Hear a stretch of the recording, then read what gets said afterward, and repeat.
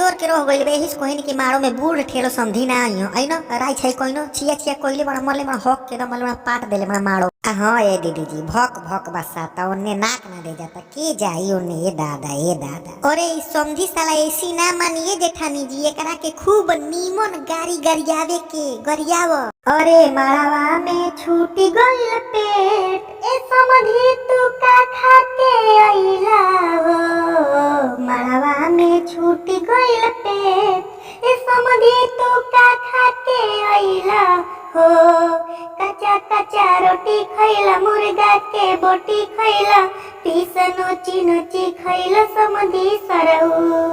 कच्चा कच्चा रोटी खैला मुर्गा के बोटी खैला पीस नोची नोची खैला समझी सरऊ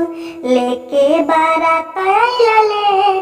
ए समझी तू का खा के आइला हो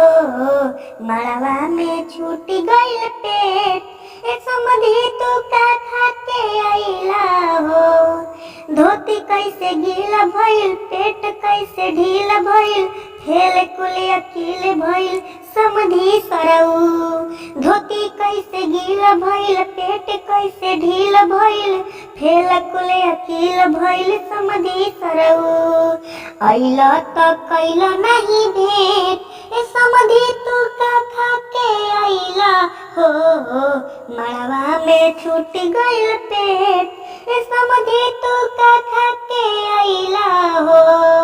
कच्चा कच्चा रोटी खैला मुर्गा के बोटी खैला पीस नोची नोची खैला समझी सरऊ लेके बारात आइला ले